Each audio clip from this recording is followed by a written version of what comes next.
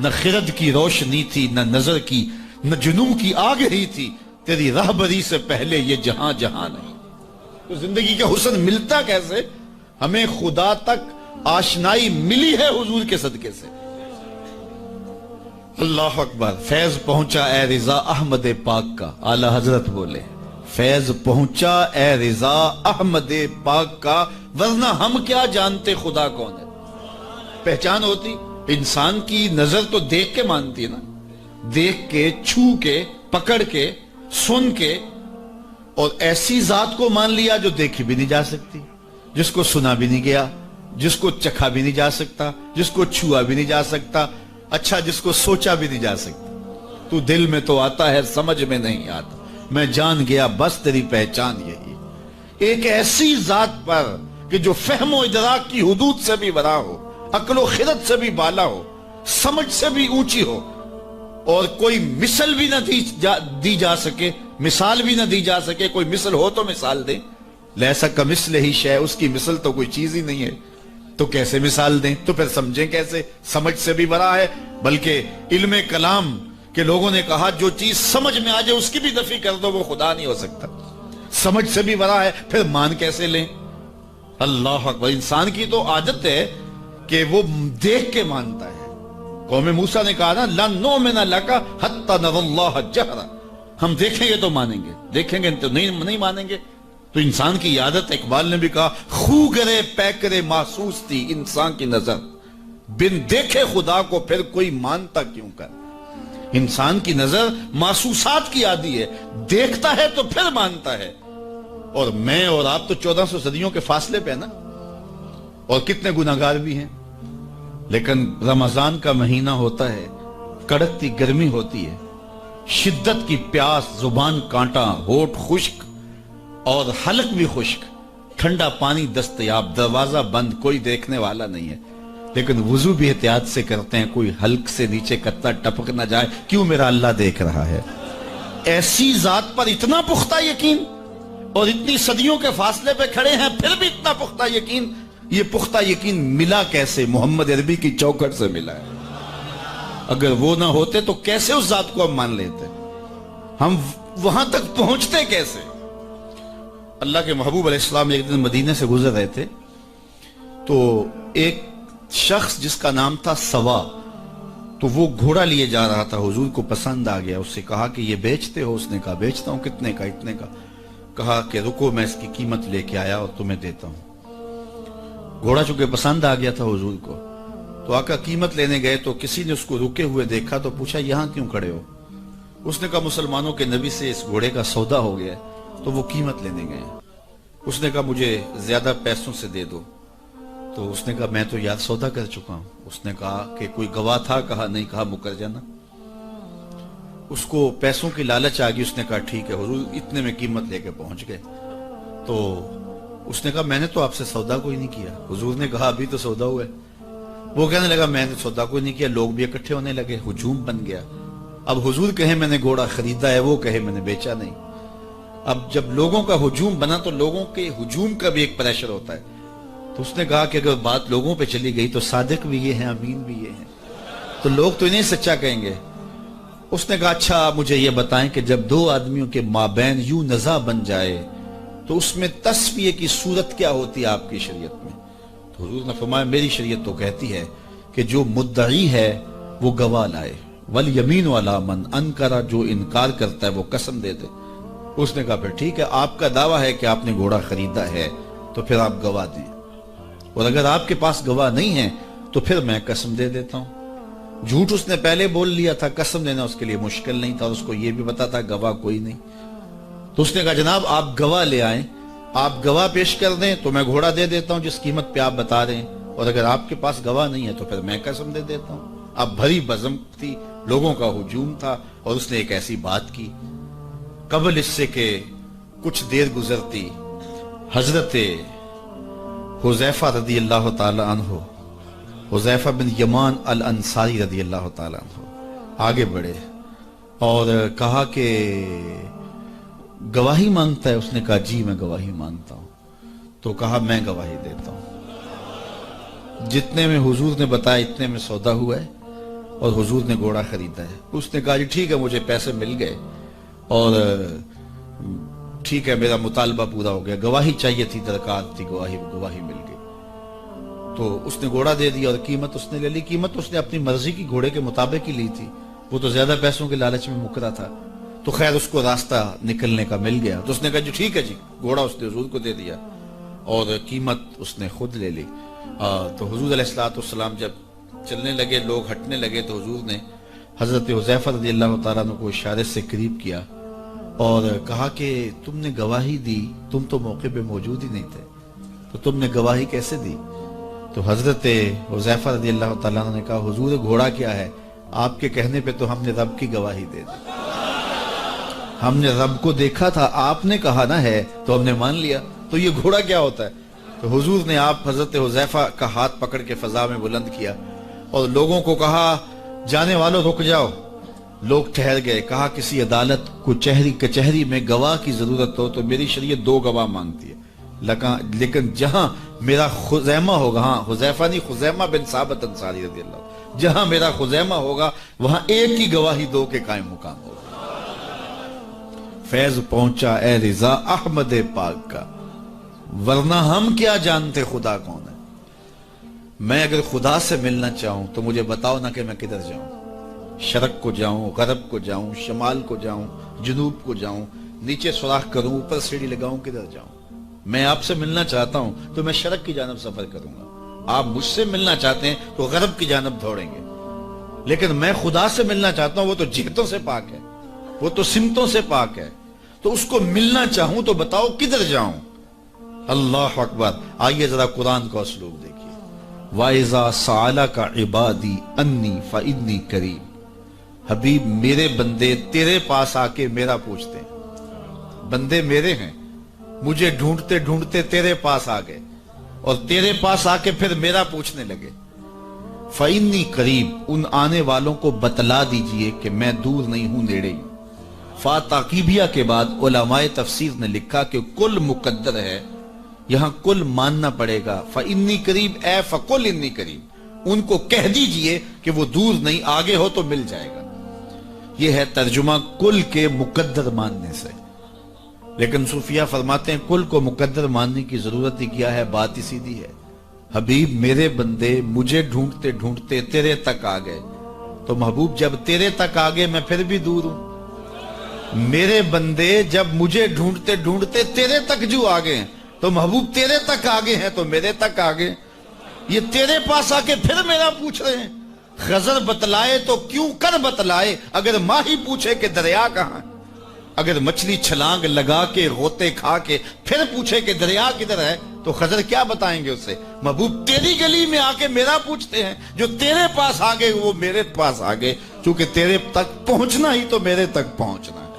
اور میرے امام پھر بولے بخدا خدا کا یہی ہے در، نہیں اور کوئی مفر مکر، جو وہاں ہو یہیں آ کے ہو، جو یہاں نہیں وہ وہاں نہیں، وہی لا مکان کے مکی ہوئے، سر عرش تخت نشیں ہوئے، یہ نبی ہیں جس کے ہیں وہ مکان، وہ خدا ہے جس کا مکان نہیں۔ تو کہا اگر خدا تک پہنچنا ہے تو مصطفیٰ تک جانا ہوگا، بس یہی راستہ خدا تک پہنچتا ہے۔ اللہ اکبر۔ تو حضرت عیسیٰ علیہ السلام نے فرمایا لوگوں میں جا رہا ہوں اور میرے بعد اب وہی آئے گا جس کا نام محمد ہوگا۔ تو ایک حواری اٹھ کے کھڑا ہو گیا اور کہنے لگا کہ حضرت جس کے قصیدے آپ بھی پڑھ رہے ہیں کیا وہ آپ سے بھی افضل ہوگا؟ تو سنو حضرت عیسیٰ نے کیا جواب دیا، آپ کے سینے میں ٹھنڈ پڑ جائے گی، ویسے تھوڑی سی تقریر میں اور کروں گا لیکن میں یہی بھی چھوڑ دوں تو آپ ناراض نہیں ہوں گے، اس لیے کہ بات اتنی ہے کہ پورا سال آپ پر نشہ طاری رہے گا۔ اللہ اکبر۔ کہا حضرت جس کے قصیدے آپ بھی پڑھ رہے ہیں کیا آپ سے بھی افضل ہوگا؟ تو سنو حضرت عیسیٰ نے کیا جواب دیا، انجیل برنباس میں آج بھی یہ لفظ موجود ہے۔ تو حضرت عیسیٰ علیہ السلام نے کہا افضل ہونے کی بات کرتے ہو، وہ تو اتنی عظمتوں کا حامل ہے، اگر اس کے نالین کے تسمے کھولنے کی سعادت ابن مریم کو مل جائے تو یہ بھی مقدر کی بات ہے، یہ بھی بخت کی بات ہے کہ ان کے نالین کے تسمے کھولنے کی سعادت مل جائے۔ تو دنیا منتظر رہی، زمانہ انتظار کرتا رہا۔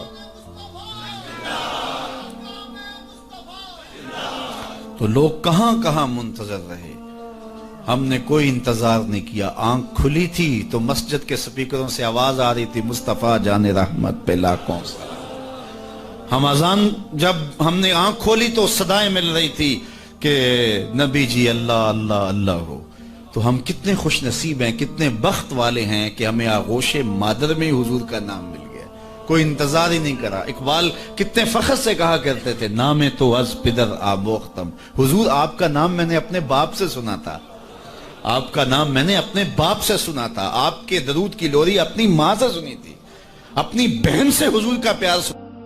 تو یہ ہمیں میسر آیا، خوش نصیب ہیں ہم لوگ کہ ہمیں یہ دور ملا۔ ہاں ایک ہمیں افسوس ہوتا ہے کہ کبھی حضور کے دور میں ہوتے، وہ لمحے میسر آتے، لیکن میرے آقا جانتے تھے میرے امتی بعد میں تڑپیں گے۔ حضور نے جو ہے وہ ہمیں آنے والوں کو تسلی دیتے ہوئے اتنی خوبصورت بات کی۔ ایک دن صحابہ بیٹھے تھے، فرمایا طوبی لمن رآنی وآمن بی وطوبی سبع مرات من لم یرانی وآمن بی۔ فرمایا صحابہ تمہیں مبارک ہو، تم نے مجھے دیکھا اور میرے اوپر ایمان لائے، اور فرمایا انہیں 7 مبارکیں ہوں جنہوں نے نہیں دیکھا ہوگا پھر بھی ایمان لائیں گے۔ نفس ایمان کی حضور نے 7 مبارکیں دی ہیں، طوبی لمن رآنی وآمن بی وطوبی سبع مرات من لم یرانی وآمن بی۔ تو کہا انہیں 7 مبارکیں ہوں جنہوں نے دیکھا بھی نہیں پھر بھی نام پہ تڑپ رہے ہوں گے۔ اللہ اکبر، نام سن کے جان مارنے کے لیے تیار ہوں گے۔ حضور کا نام آتا ہے آنکھوں میں آنسو آ جاتے ہیں، دل تڑپتا ہے، کیا کیفیات باطن ہوتی ہیں۔ تو یار یہ کوئی چھوٹی دولت ہے، حضور کا نام سن کے یہ کیفیت نصیب ہو جائے، یہ ان کے پیار کی علامت ہے۔ پیار ہوتا ہے تو آنکھوں میں آنسو آتے ہیں، اور جہاں آنسو ہوتے ہیں وہاں رحمتیں ہوتی ہیں۔ علامہ رومی فرماتے ہیں جہاں پانی چلتا ہے وہاں سبزہ اگتا ہے، اور جہاں آنسو بہتے ہیں وہاں رحمت اترتی ہے۔ تو یہ ان کے پیار کے آنسو ہے، یہ ان کی محبت کے آنسو ہے۔ بلکہ امام غزالی نے غالباً لکھا ہے کہ حضور کے پیار میں، اللہ کی خشیت میں جو آنسو آئیں تو ان کو صاف نہ کرو بلکہ ان کو رخساروں پہ مل لیا کرو۔ یہ تو خوش نصیب آنسو ہیں جو حضور کی یاد میں بہے ہیں، جو حضور علیہ السلام کے ذکر میں بہے ہیں۔ تو یہ میری اور آپ کی خوش بختی، اور اگر وہ نہ آتے تو ہم آج بھی اندھیروں میں ہوتے، ظلمتوں میں ٹھوکریں کھا رہے ہوتے اگر حضور تشریف نہ لاتے۔ خدا شناسی تو بڑی دور کی بات ہے، ہم خود شناس بھی نہ ہوتے اگر حضور نہ آتے۔ ہمیں اپنے آپ سے آگہی نہ ملتی، اپنی ذات سے شناسائی نہ ملتی اگر حضور نہ آتے۔ ورنہ دیکھیے کہ آج کتنے لوگ عقل و بینش، فہم و ادراک میں کتنے آگے ہیں، لیکن کیا انہیں حضور کا در نہیں ملا تو کیا وہ آج آشنائی رب سے اور آشنائی ذات سے مالا مال ہیں؟ کتنے لوگ ہیں پی ایچ ڈی ڈاکٹر ہیں لیکن بتوں کے آگے ہاتھ جوڑے اپنی حاجتیں ان کے سامنے پیش کر رہے ہیں۔ ان کی عقل و فہم، ان کی عقل و بینش، ان کی ڈگریاں انہیں نہیں بتا رہی کہ اپنے بدن پہ بیٹھی مکھی بھی نہ اڑا سکیں، میری ضروریات کے کفیل کیسے ہو سکتے ہیں، لیکن آگے کھڑے ہوئے ہیں۔ اللہ اکبر۔ لیکن دوسری جانب میں ایک مثال دیا کرتا ہوں، میں ایک بچپن میں ایک چیز دیکھی کہ ہماری مسجد میں ایک بچہ اپنے پینچے کو مل مل کے دھو رہا تھا، تو میں نے دور سے جھڑکنے کے لہجے میں اسے کہا کہ تم نے اتنا زیادہ پانی کھولا ہوا ہے؟ تو وہ کہنے لگا جی میں گلی سے گزر رہا تھا تو کسی جانور کے پیشاب کا چینٹا پڑ گیا اور میں سکول جا رہا ہوں، اور وہ کوئی درس نظامی کا فارغ تحصیل نہیں تھا کہ اس نے نجاست غلیظہ و خفیفہ کے احکام پڑھے ہوں۔ تو اس سے میں سوچنے لگا کہ اس ڈاکٹر کو تو سمجھ نہیں آئی جو گائے کا پیشاب تبرک سمجھ کے پی رہا ہے، اور اس 8 سال کے پرائمری کلاس کے بچے کو سمجھ آ گئی، اور یہ پانچے کے اوپر پڑے ہوئے پیشاب کے غیر مری چھینٹے کو بھی گوارا نہیں کر رہا۔ تو میں نے کہا اس کی طبیعت میں یہ تقدس کہاں سے آ گیا؟ تو اندر سے آواز آئی وہ ہے ڈاکٹر لیکن اس کے ہاتھ میں دامن میرے حضور کا نہیں، اور یہ ہے بچہ لیکن ماں نے گٹی میں پیار حضور کا دیا ہے، اس لیے تقدس اس کی روح تک اتر گیا ہے، اس کے باطن میں اتر گیا ہے۔ تو یہ ان کے صدقے سے ہمیں زندگی کا نور نصیب ہوا ہے، ورنہ آج بھی ہم اندھیرے اور ظلمت میں ہوتے، اور آج بھی ہم کسی بت کے آگے ہاتھ جوڑے کھڑے ہوتے اگر ان کا در نہ ملتا، ان کی چوکھٹ نہ ملتی، اور ان کی دہلیز میسر نہ آتی۔ نہ خرد کی روشنی تھی، نہ جنوں کی آگہی تھی، تیری رہبری سے پہلے یہ جہاں جہاں نہیں تھا۔ اور آج زندگی کا سارا نور اور باطن کے سارے اجالے اور شعور و عقل اور فہم و ادراک کی ساری دولتیں جو ہمیں میسر ہیں، یہ حضور علیہ السلام کی کی ولادت کے صدقے سے ہمیں میسر آئی ہیں، ورنہ وحشیوں سے بدتر معاشرہ تھا اور بدترین معاشرہ تھا جس میں زندگی انسانیت کاٹ رہی تھی۔ بلکہ میں کہوں گا کہ صرف حضور علیہ الصلوۃ والسلام کی آمد کے فوائد مرتب صرف مسلمانوں پہ نہیں ہوئے، مومنوں پر احسان تو ہے ہی ہے کہ ان کی دنیا بھی اور آخرت بھی سنور گئی، باقی بھی پوری کائنات کے اوپر بسنے والے انسانوں کو جہاں کہیں بھی آپ کو شعور اور روشنی اور اجالا نظر آئے گا، وہ سارا صدقہ ہے آمنہ کے جگمگاتے چاند کا۔ جہاں بھی روشنی نظر آئے گی آپ کو، جہاں بھی کسی نے کچھ سیکھا ہے۔ آج ہم اگرچہ کچھ معاملات میں کچھ قوموں سے پیچھے رہ گئے اور وہ بہت آگے جا چکے ہیں، لیکن انہوں نے یہ نور اٹھایا کہاں سے ہے، یہ روشنی لی کہاں سے ہے؟ اگر معاشرتوں کی روشنیاں ہیں، اگر عدل و انصاف کے نور پھیلے ہیں معاشرے میں اور مختلف قوموں کے اندر، تو وہ سارے کے سارے اسی دہلیز سے لیے گئے ہیں اور اسی چوکھٹ سے اٹھائے گئے ہیں۔ تو ہمیں بھی اسی دہلیز پہ آ جانا چاہیے اور اپنی زندگی کو حضور علیہ الصلوۃ والسلام کے طریقہ نور کے مطابق ڈھال لینا چاہیے۔ ہمیں تو کسی اور در پہ جانے کی ضرورت نہیں ہے، ہمیں تو کسی دہلیز پہ ماتھا ٹیکنے کی ضرورت نہیں ہے، ہمیں تو مکمل اسوہ اور مکمل نمونہ زندگی دیا گیا حضور کی ذات کی صورت کے اندر۔ اس لیے ہم اپنی گھریلو زندگی سے لے کر کے اپنے سیاسی امور تک اسی دہلیز سے لے کر کے اپنی زندگی کو جنت بنا سکتے ہیں اور اپنی آخرت بھی بہتر کر سکتے ہیں۔ دوسرے لوگوں نے حضور علیہ الصلوۃ والسلام کے اصول و ضوابط، حضور کے دیے ہوئے جو ہے وہ نظام زندگی سے روشنی لے کر کے اپنی دنیاوی زندگی کو تو جنت بنا لیا، لیکن حضور علیہ السلام سے باطنی تعلق قائم نہ کر سکے اور اپنی آخرت جو ہے وہ روشن نہ کر سکے۔ اور ہمارا تو حضور سے باطن کا ربط ہے، حضور سے دل کا تعلق ہے، اس لیے ہم اپنی آخرت بھی سنوار سکتے ہیں اور ہم اپنی دنیا بھی سنوار سکتے ہیں، شرط یہ ہے کہ ہم حضور کے ہو جائیں۔ پھر ہمیں عزت بھی ملے گی، ہمیں سرخروئی بھی ملے گی، تخت و تاج بھی ہمارے رب کا وعدہ ہے، وَأَنْتُمُ الْأَعْلَوْنَ إِن كُنتُم مُؤْمِنِينَ۔ تم مومن بن کے دکھاؤ، ساری عزتیں تمہارے قدموں پہ رکھیں گے۔ بن کے تو دکھاؤ نا۔ یہ کافر لگتے کیا ہیں؟ کافر لگتے کیا ہیں؟ اگر انہیں دنیاوی عزتیں دی گئی ہیں تو انہوں نے اصول و ضوابط اختیار کیے ہیں۔ اقبال نے وہ جب شکوے کی زبان کھولی تو اس میں کہا نا کہ کافر کو دیے حور و قصور اور مومن کے لیے فقط وعدہ حور، تو اس کے جواب میں کہا تم میں کوئی حوروں کا چاہنے والا ہی نہیں، جلوائے طور تو موجود ہے کوئی موسیٰ ہی نہیں۔ کوئی ہو تو صحیح اور کوئی مانگنے والا تو ہو، تو اس کو ہم کیوں نہیں دیتے؟ ہم تو مائل بکرم ہیں، کوئی سائل ہی نہیں، راہ دکھلائیں کسے راہ رو منزل ہی نہیں، جلوائے طور تو موجود ہے کوئی موسیٰ ہی نہیں۔ تو وہ آج بھی وہ انوار برسنے کے لیے جو ہے وہ آمادہ ہیں، لیکن اس دہلیز پہ آ جائیں۔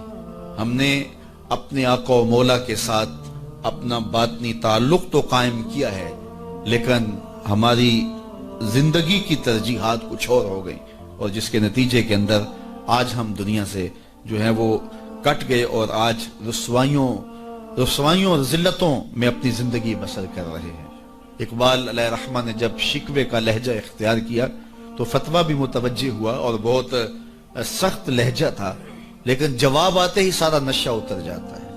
جب وہ شکوہ کرتے ہیں تو اس میں کرتے ہیں کہ تیرے کعبے کو جبینوں سے بسایا ہم نے، نوع انسانی کو غلامی سے چھڑایا ہم نے، صفائے دہر سے باطل کو مٹایا ہم نے، تیرے قرآن کو سینوں سے لگایا ہم نے، پھر بھی ہم سے گلہ ہے کہ وفادار نہیں، ہم وفادار نہیں تو بھی تو دلدار نہیں۔ تو بڑا تلخ لہجہ ہے، لیکن اب اس کا جب جواب آتا ہے تو سارا نشہ اترتا ہے۔ لفظ وہی ہیں، صرف صیغہ بدلتا ہے، لفظ وہی رہتے ہیں، صرف صیغہ تبدیل ہو جاتا ہے۔ اب جواب کیا آ رہا ہے؟ پہلے تو یہ تھا کہ صفائے دہر سے باطل کو مٹایا ہم نے، نوع انسانی کو غلامی سے چھڑایا ہم نے۔ اب ادھر سے آواز آ رہی ہے، صفائے دہر سے باطل کو مٹایا کس نے، نوع انسانی کو غلامی سے چھڑایا کس نے، میرے کعبے کو جبینوں سے بسایا کس نے، میرے قرآن کو سینوں سے لگایا کس نے، تھے تو آبا وہ تمہارے ہی مگر تم کیا ہو، ہاتھ پہ ہاتھ دھرے منتظر فردا ہو، ہر کوئی مستے مئے ذوق تن آسانی ہے، تم مسلمان ہو یہ انداز مسلمانی ہے، حیدری فقر ہے نئے دولت عثمانی ہے، تم کو اسلاف سے کیا نسبت روحانی ہے، وہ معزز تھے زمانے میں مسلمان ہو کر تم خار ہوئے تارک قرآن ہو کر۔ ہماری پستی، ہماری ذلت، ہماری رسوائی اس نظام زندگی کو چھوڑ دینے سے ہے۔ ہم اپنے آپ پہ غور کریں، اپنی زندگی پہ غور کریں، ہم کہاں کھڑے ہوئے ہیں۔ یہ بات تو ہمیں کہی گئی تھی نا کہ جو الطہور نصف الایمان، صفائی آدھا ایمان ہے، لیکن یہ ان لوگوں نے اپنا لیا کہ جن کے مذہب میں نہانا اور غسل کرنا روا نہیں تھا۔ آپ جو ہے وہ فرانس کی خوشبوئیں پوری دنیا کے اوپر مشہور جانتے ہیں، کبھی اس کا پس منظر بھی جو ہے وہ معلوم کیا کہ کیا ہے؟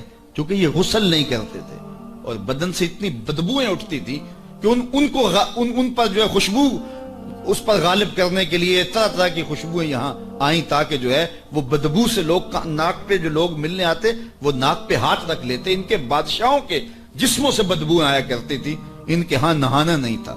یہ تو مسلمانوں نے آ کے سکھایا، اور جب اندلس انہوں نے فتح کیا تو اس وقت جو وہاں واش روم انہوں نے بنائے تھے مسلمان، سب سے پہلے انہوں نے غالب آ کے ان کو توڑا اور پھر اسی روش میں چلے گئے۔ پھر آہستہ آہستہ نے سوچا کہ یار دیکھو تو صحیح، اور آج صفائی پسند وہ ہو گئے، آج گلیاں ان کی صاف ہیں، آج بازار ان کے صاف ہیں، آج ملک انہوں نے ایسے بنا کے رکھے ہیں جیسے ایک سگڑ بی بی اپنا گھر سنوار کے رکھتی ہے، اور ہمارے گلی کے اندر ہم کچرا پھینک کے گھر چلے جاتے ہیں۔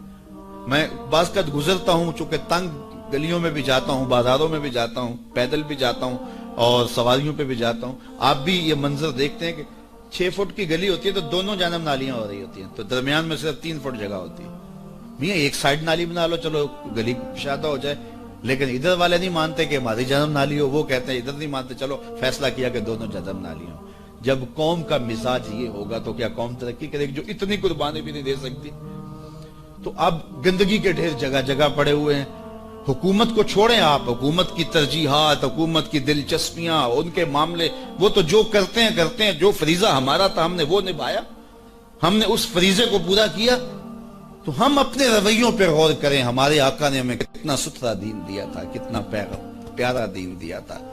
میں نے اس مرتبہ میلاد کے موقع پہ کہا کہ دیکھو ہماری ترجیحات، کہ ہم نے پورا، میں گلی سے گزرا تو وہ گلی کے اوپر پورا وہ گوٹا کناری کی ہوئی تھی اور ڈنڈیاں بھی اور چراغاں بھی کیا تھا اور بہت زیادہ پیسے لگے ہوں گے، تو نیچے جو ہے وہ گلی تو وہ کچی تھی، تو میں نے کہا اگر یہ اوپر نہ ہوتا، نیچے کنکریٹ کی گلی ان پیسوں سے بن جاتی تو یہ رسول اللہ زیادہ خوش نہ ہوتے اور حضور کی امت کو زیادہ نفع نہ ہوتا اور یہ میلاد کے نام پہ ہو جاتا، لیکن نیچے کچی گلی ہے اور وہ کہتے ہیں یہ حکومت کی ذمہ داری ہے، اور ہم نے اوپر گلی کے اوپر گوٹا کناری بھی کی ہوئی ہے اور اسے چراغاں بھی کیا ہوا ہے اور اس کے اوپر فانوس بھی لٹکائے ہوئے ہیں اور لاکھوں روپے اس گلی کو سجاتے ہوئے ہم نے لگا دیا، لیکن اگر ہم پکی کر لیتے گلی تو وہ زیادہ اچھا نہ تھا کہ وہ ہمیشہ کے لیے جو ہے وہ ایک مسئلہ ختم ہو جاتا، لیکن وہ نہیں کریں گے، یہ کریں گے ہم نے اپنی ترجیحات اپنی مرضی سے مقرر کی ہوئی ہیں۔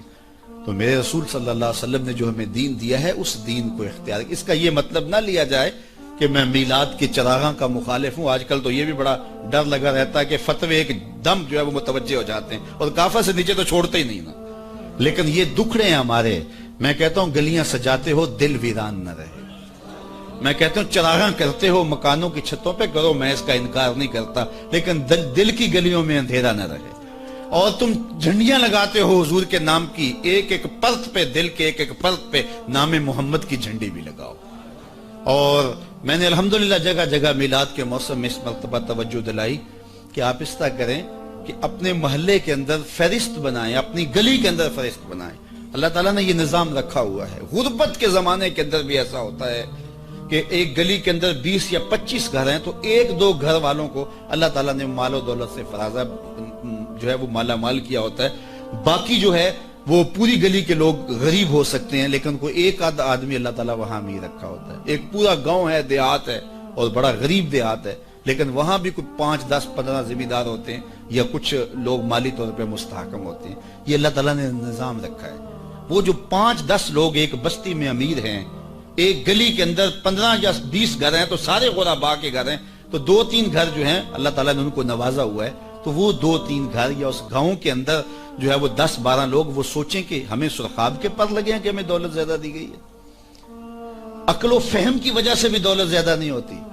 میاں صاحب فرماتے ہیں بے وقوفاں دے نوکر ویکھے دانش مند سیانے، ایسا بھی ہوتا ہے۔ یہ اللہ کی تقسیم ہے، وہ جس کو عطا کر دے۔ تو اب جس کو دولت زیادہ دی گئی ہے وہ سوچے کہ مجھے کیوں زیادہ دی گئی ہے۔ علماء نے کہا کہ جس کو کوئی زیادہ فراوانی دی گئی ہے اس کا جو ہے وہ مثال کے طور پہ وہ کہتے ہیں کہ جو گائے ہے اور بھینس ہے اس کا دودھ اس کے بچے کی ضرورت سے زیادہ ہوتا ہے تو باقیوں کے لیے بھی حلال قرار دیا گیا کہ وہ نفع پہنچائے۔ جس کو مال اس کی ضرورت سے زیادہ دیا گیا ہے تو وہ اس مال کے ذریعے اپنے کم از کم رشتہ داروں میں اور اپنے محلے میں اپنی گلی میں کم از کم دیکھے، اور میلاد کے موسم کے اندر وہ غور کرے کہ میری گلی میں 15 گھر ہیں، اس میں کوئی غریب ہے تو آج میلاد کے دن ایسا نہ ہو کہ آج بھی وہ غربت میں دن گزارے۔ اگر اس کو آپ ایک مہینے کا راشن دے دیتے ہیں اور ساتھ لکھ کے چٹ اس کے اندر ڈال دیتے ہیں میلاد مبارک، اور درود پڑھتا رہے گا اور حضور علیہ الصلوۃ والسلام کا صدقہ کھاتا رہے گا تو کتنا اچھا ہو۔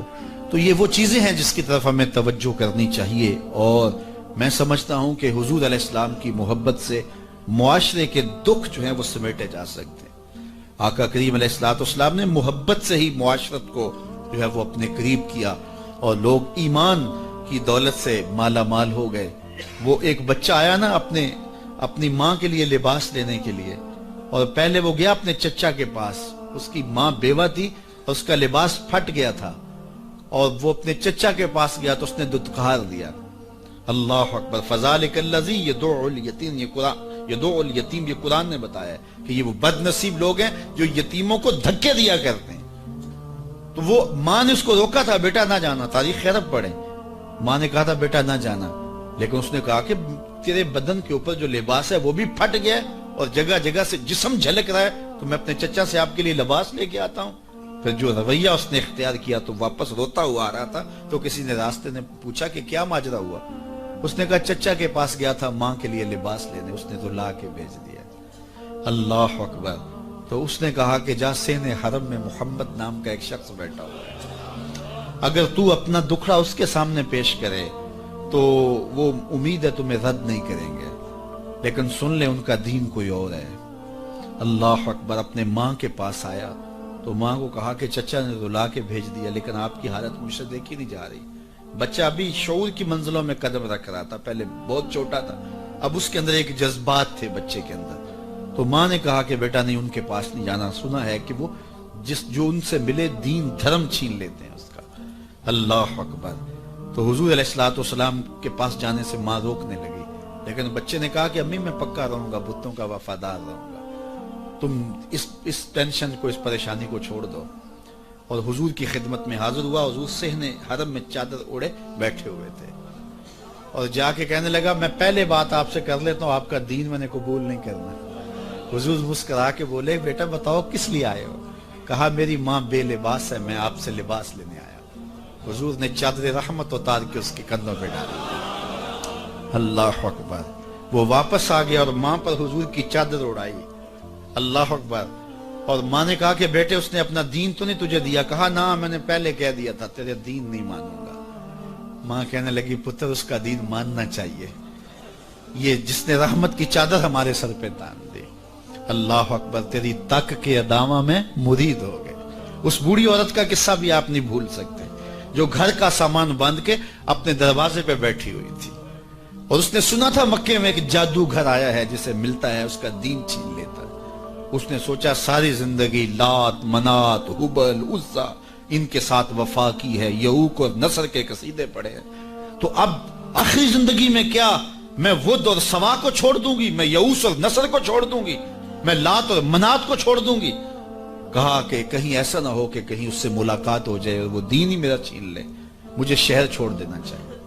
گھر کے تھڑے کے اوپر سامان باندھ کے بیٹھی ہے، حضور بھی گزرے، اس نے دیکھا تو کہا بھتیجے یہ سامان میرے سر پہ رکھ دے۔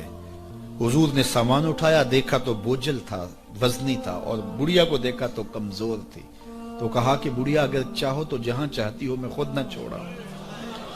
اس نے کہا اس سے بڑی مہربانی کیا ہوگی، میں تو لا ولد ہوں، میری تو اولاد نہیں ہے، تو میں شہر چھوڑ کے جا رہی ہوں۔ راستے میں حضور نے سامان اٹھایا ہوا ہے اور بڑھیا سے باتیں بھی کرتے جا رہے ہیں۔ تو بڑھیا کو کہا کیوں جا رہی ہے؟ اس نے کہا کہ سنا ہے یہاں ایک جادوگر ہے جو لوگوں کا دھرم لوٹ لیتا ہے، لوگوں کا دین لوٹ لیتا ہے، میں نے ساری زندگی بتوں سے وفا کی ہے، میرے ابا و اجداد نے بتوں سے وفا کی ہے، میں چاہتی ہوں دین اجداد ہاتھ سے چھوٹ نہ جائیں، آخر اس شہر میں رہتی ہوں کہیں مل نہ جائے، تو میں چاہتی ہوں کہ میں شہر چھوڑ جاؤں، زندگی کی چند سانسیں باقی ہیں، میں وفا کے ساتھ تو گزاروں۔ غالب نے کہا تھا نا، وفاداری بشرط استواری اصل ایمان ہے، اس پہ اختلاف بھی کیا جا سکتا ہے۔